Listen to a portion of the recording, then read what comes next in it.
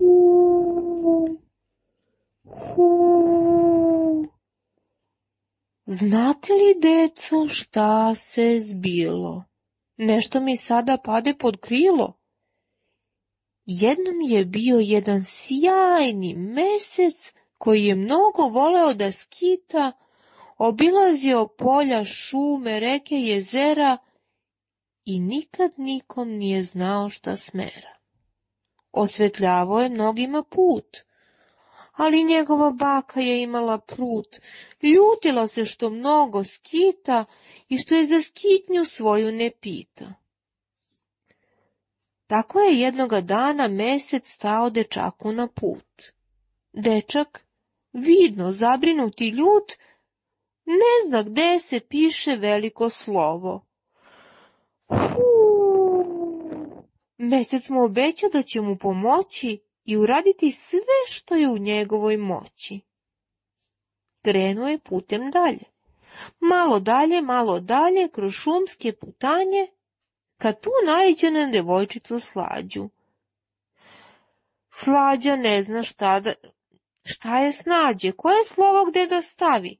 Ne zna šta je od sladoleda slađe i kako rečenice od reči da pravi.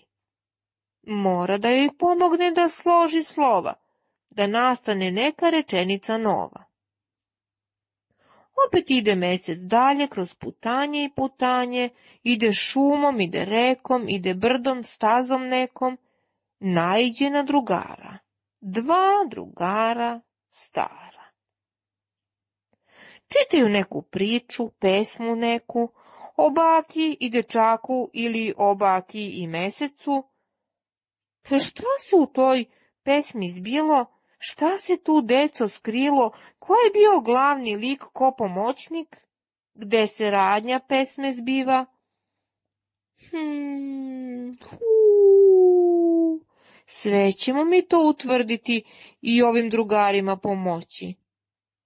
Krenuo je onda opet dalje i dalje, dok nije stigao do kolibe male.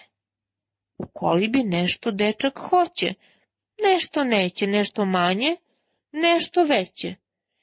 I rešio je, mora zamoliti mesec za pomoć, da priredi, da uredi, po obliku rečenice sredi i dobije sve petice. Mesec je da pomogne deci rešio, ali ga je mrak zarobio. Moramo da mu pomognemo. Da li se slažete?